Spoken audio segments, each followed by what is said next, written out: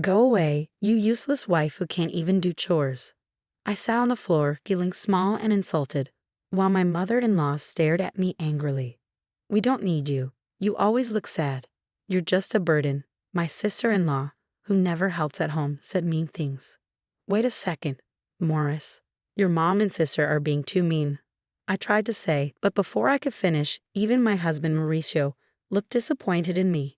My mom and sister are right. I don't need a wife who can't do chores and work. I have a young girl who helps part-time and is much better. Pack your things and leave, Mauricio said firmly. All three of them kept saying hurtful things, calling me a bad wife. I clenched my fists, feeling angry. After using me all this time, how could they be so mean? Just you wait. I'll make sure you all get what's coming to you. But I looked at the three of them and said without changing my expression, fine, I'll leave. The family that's been putting everything on me will see what happens next. My name's Eleanor. I'm 32 and a working wife. Nowadays, many women work after getting married. And I've kept working at the same company I joined after finishing college because I enjoy it.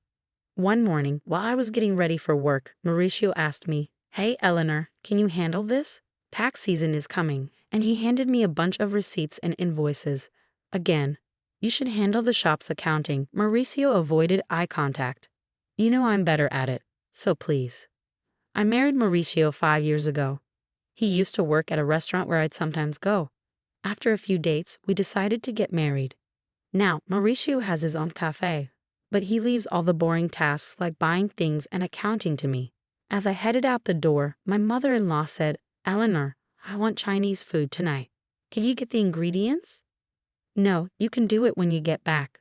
Also, Vivian and the kids are coming this weekend. Make sure you cook something they'll like," I reluctantly replied before leaving the house. When we got married, I wanted to live just with Mauricio, but he said we should live with his mom because he was worried about her being alone. So we moved to his big family house. My mother-in-law isn't good at cleaning, and the place was a mess when we moved in.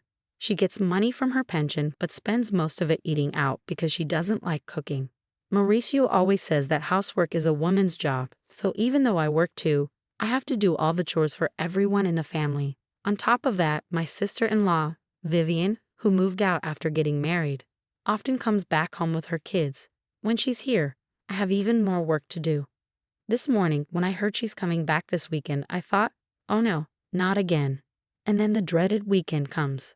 I'd love to relax on my days off from work, but instead I have to take care of Vivian's kids and cook while rushing around. Vivian drops a big news on me. "Eleanor, by the way, I'm getting divorced and moving back here with the kids next month. Just so you know." "What? Are you serious? Got a problem with that?" No, that must be hard for you. When are you moving back?" "As soon as I can." My sister-in-law is coming home with her kids. At first, I'm surprised, but then I think it might be good because Vivian used to be a housewife, so she might help with the chores. That would make my life easier. Even though we're not very close, I hope for less work and go on with my days. But I quickly realized I was wrong. Vivian, just like her mom, doesn't do anything. She spends all day watching TV and eating snacks. She doesn't work or help around the house. Her laziness with chores was one of the reasons for her divorce. Now I have to do all the chores, even making meals for her fussy kids and getting them ready for school. As time goes on, my job gets busier with a new project needing more hours and early mornings. The house gets messier and messier. Coming home to a messy house is really disappointing, but everyone keeps asking, "When's dinner?" Or saying, "You're so slow." To make things worse, Vivian and my mother-in-law start making rude comments. "Eleanor, the laundry is piling up. Just because you work doesn't mean you can be lazy." But I'm busy too. When I try to explain, Vivian interrupts, talking back to your mother-in-law. "You're so brave, Eleanor. And you've been buying all the meals. That's not good for the kids. If you're home, can't you help a little?" What are you saying? Mauricio owns a business. You don't have to work. You're just selfish. So be a perfect wife. I couldn't believe it, and they acted like it was normal. That night, I was so mad I could burst. So I talked to Mauricio. "I'm busy with work, and neither your mom nor your sister is helping with the chores. Are you saying bad things about my mom and sister Eleanor?" Mauricio looked at me angrily. I said surprised, "No, that's not it. But I can't do all the chores alone." Could you help me a bit? I'm busy with my business. You might not get it because you have an easy job in an office, but running a business is tough. And isn't housework a wife's job? Don't expect me to help. Are you serious? Mauricio just goes to sleep, leaving me upset. But then I get an idea. I think of something good. I quickly grab my phone and order some things online before going to bed. A few days later, a bunch of new gadgets arrive. A machine that washes and dries clothes, a robot that cleans, and kitchen tools that cook by themselves. If no one's going to help me, I'll use these gadgets to make my chores easier. While the delivery guys bring in the new washer, my mother-in-law and sister-in-law arrive. You bought a new washer without asking. The old one still works.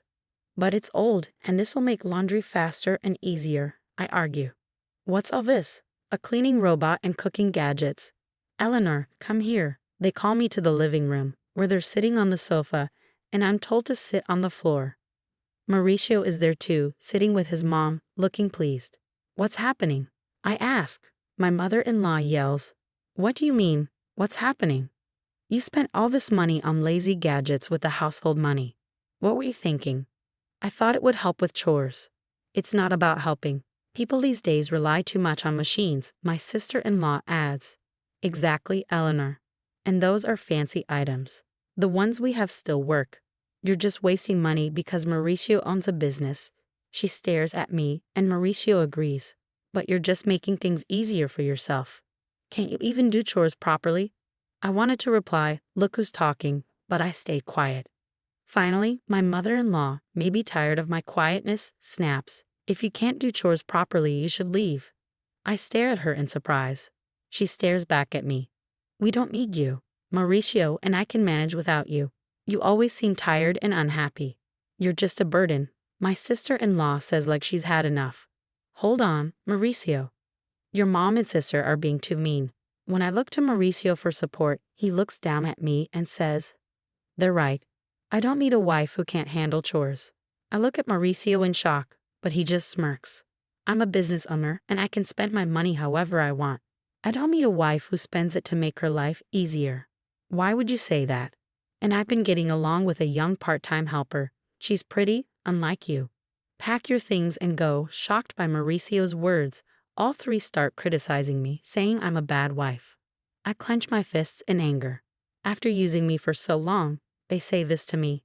Just you wait, I'll make you sorry, but I stayed calm and said, okay, I'll go.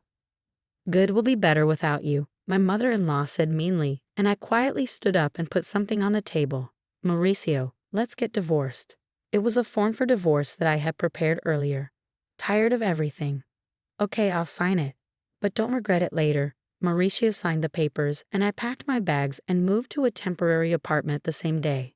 No one said goodbye to me. I handed in the divorce papers at City Hall and rented a new place. At the same time, I accepted a promotion at work that I had been turning down because of housework, and I became a department head. I was able to move forward in my career, which I had almost given up on, and I focused more and more on my job. Happy that nobody was there to hold me back, I felt relieved about a week after leaving. My ex-mother-in-law started calling, but I was busy and didn't want to talk to someone who had called me worthless. I kept ignoring her calls. A year later, on a day when I wasn't working, she called again. Thinking it was time to sort things out, I answered, hello? Ah, Eleanor, you finally picked up. Why did you ignore me for over a year? What do you want? Well, how are you? Are you okay? I replied honestly, I'm doing great. Working hard in my own place. I got a better job and more money. I'm living well. Really? Would you think about coming back? She sounded almost desperate, and I asked, surprised, why now? We're having problems. We're running out of money. I couldn't help but smile as I said, oh? Mauricio's cafe isn't even making $11,000 in profit. Huh. And neither you nor your daughter are working. So that makes sense. Eleanor, you knew? Yes, I knew. Mauricio's cafe was only making about $800 a month in profit. I handled the money, so of course I knew. Mauricio's cafe was only making about $800 a month in profit. I handled the money, so of course I knew. Mauricio acted like a big business owner but didn't manage things properly or take care of customers. So he probably didn't know. Of course I knew. I was the one doing all the money stuff and keeping track of what we had. What? Why didn't you tell us? I didn't know you were a big manager at a company and giving so much money for us to live.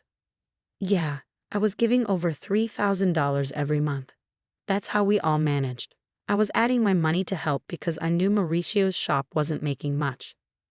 Maybe Mauricio realized he couldn't handle things without my money after I left. Please, Eleanor, come back. Oh, by the way, what happened to Mauricio's shop? Ignoring my ex-mother-in-law's request, I asked, is Mauricio's shop closing next month? Even the part-time helper left him. It's not surprising with such bad management, he can't run a business. And he's too proud to do what he needs to do. No woman would want to be with a man like that. I laughed, and my ex-mother-in-law didn't know what to say.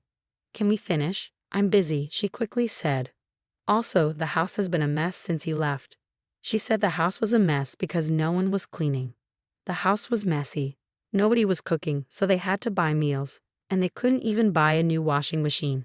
It would have been nice if you left those machines, ex-mother-in-law says. What are you saying? Those lazy machines? And why can't I take what I paid for? I shouldn't have said that, but I never thought the house would get like this just because nobody was doing chores, I said, getting a bit annoyed. Isn't it strange that 3 grown-ups can't handle chores? What are your daughter and Mauricio doing? She whispered. Well, Mauricio is sitting at home all day, doing nothing since he found out his shop isn't making money. He said he could spend his money however he wanted because he's a business owner. And Vivian won't work, no matter what I say. She doesn't do chores. And she even asks me for money for herself and her kids. My pension is running out. Really? Your daughter told me she didn't need me because she had you, I said coldly. My ex-mother-in-law tried to be nice again. Please, Eleanor, my pension isn't enough for us anymore. I don't want to go back to that house. Your children are quite the freeloaders, aren't they? She didn't know what to say. As I was about to end the call, she kept talking. Eleanor will change. Please come back. Let's all be happy together again. Sure, be happy with a useless wife, I interrupted, and she struggled with her words but kept begging. I'm sorry for what I said. We're family. Help us. We can't even pay the taxes for the house. We'll have to sell it. I don't have to help you, and I don't want to. Figure it out yourselves. Goodbye from your useless wife. I hung up and blocked her number, ignoring her cries. Sipping my coffee in my tidy apartment, I chuckled. 3 months later, I happened to walk past Mauricio's cafe. It was closed.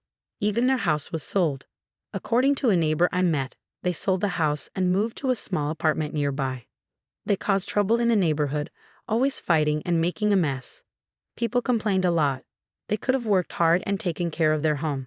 But they didn't, which wasn't surprising. I looked at their old house and walked away. Since then, I've focused on my work. Recently, a nice colleague told me he liked me, saying, I love how you work so hard. Let's date and maybe get married. I think my next marriage isn't far off, and this time, I'm excited to find happiness.